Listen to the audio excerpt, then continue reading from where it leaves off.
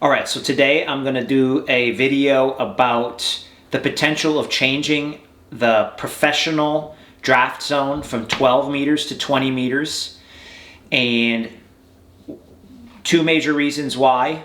One, I was able to participate in a draft study funded by IRONMAN about 2 weeks ago, where they investigated using RaceRanger technology and 5 athletes circling off the effect of the draft zone at 12 meters, 16 meters, and 20 meters. And secondly, because we've heard through the grapevine that IRONMAN executives are getting that data back this week, and they're meeting to discuss whether something needs to be done.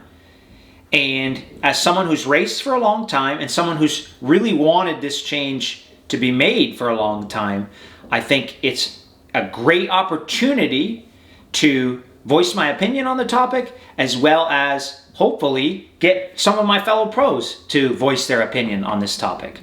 And so right off the hop, why are we even thinking about changing the draft zone from 12 to 20 meters? Well, like any maturing sport, the sport has evolved, and we have significant increases in bike technology, and we have a lot better athletes now, and the speeds have gone up on the bike significantly in the pro field. When I first began racing, it was good to ride 430 in Kona. That was excellent.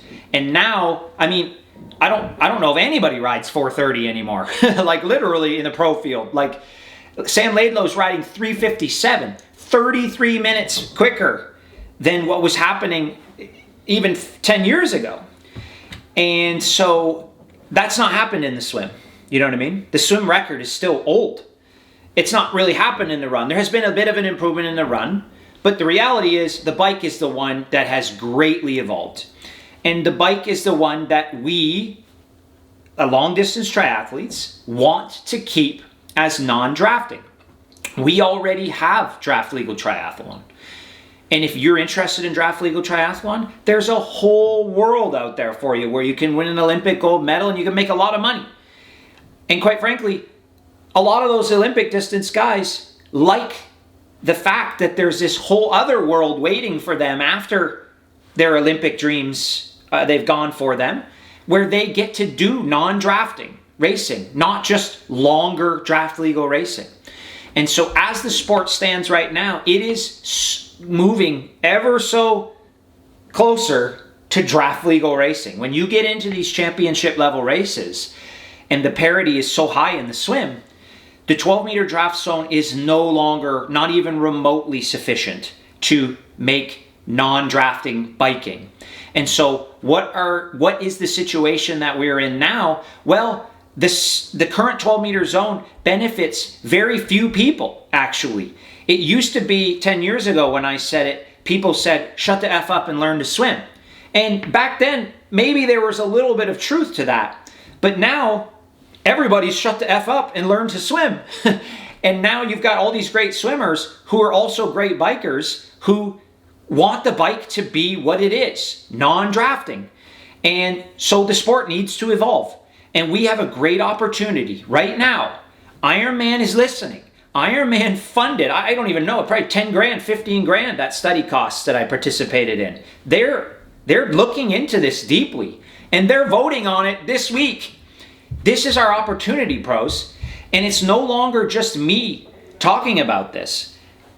PTN, who we owe a lot to because they've put in a lot of hard work for us on our behalf, they polled tons of pros, but they've aggregated the top 100 pro results. And from their study of preference for draft zone and experience in different draft races like the T100 and IRONMAN, etc., etc. And they've compiled for the top 100, and the reason for the top 100 is because if you go and look at the IRONMAN series from last year, the top 100 are the people who are shaping this sport. They're the people who are winning and losing, the people who are getting contracts or not getting contracts, people whose livelihoods are being positively or negatively affected by the race being truly non-drafting. And of the women, 91 women responded to the study. 82 of those women, so 82% of the top 100 are in favor of moving to 20 meters. 3 women wanted to stay at 12 meters. 6 women were open to more data, meaning they would go either way if they had, for instance, the results of this draft study. And then 9 women didn't respond. You're probably never going to get full response on any survey you ever do, right? Of the men, 96 men responded. 74 of those men are pro moving to 20 meters.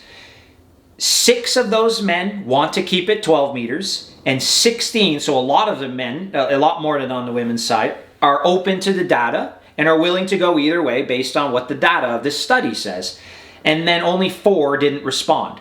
So the big number there is 74% of the men ranked in the top 100 and 82% of the women ranked in the top 100 want to go to 20 meters. So right off the hop, regardless of what the study says, but I'm very confident. I don't know the results of the study, but as someone who's raced for a long time, who talks to guys all over the place, I think it's pretty safe to say that there is a significant draft effect for us currently.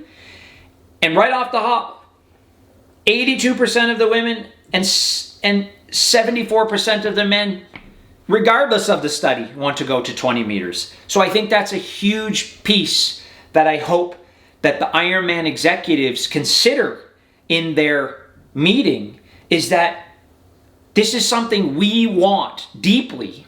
We want, because I think we as a cohort want to keep long distance triathlon an individual test. Of course, no system is going to be perfect. The 12 meter system isn't perfect, and a 20 meter system is not going to be perfect, but it's going to make the racing a lot more fair. That's for certain.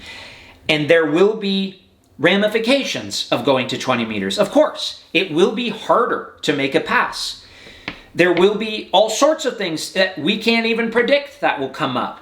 But 74% of the men and 82% of the women want to take that on and learn the nuances, just like it wasn't that long ago that the draft zone was even shorter. I don't know exactly the year, but it used to be something like 7 meters, and then it was increased because it was too much of a benefit, and it was increased to 12 meters, and people learned how to race at the new distance. This isn't anything new, actually, because the T100 has already adopted the 20-meter distance, and PTN did included in this survey another question where they asked for athletes who had already participated in a 20-meter draft zone, which draft zone would you rather race in?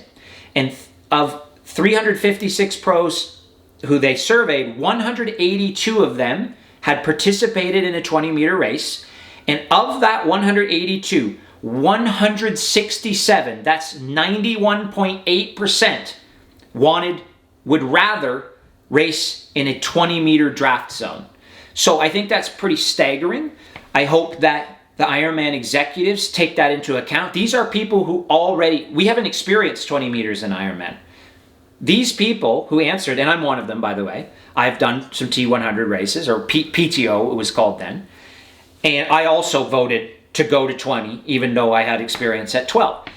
So we're willing to take all of the potential ramifications. And I know it's not going to be easy. I know there's going to be growing pains. We all know this stuff. But we want to take it on because we care about our sport. Our sport, what made our sport a sport, as far as I'm concerned, is Julie Moss laying it all out there, and I don't know what year it was, 1982 or something, and leading the Ironman World Championship and literally collapsing. She can see the finish line, and she's collapsing and gets past with like 50 meters to go and crawls into the finish line. That is what made triathlon a sport. That is what brought triathlon into the popular culture, and it is that crazy personal test that will continue to inspire people into the future.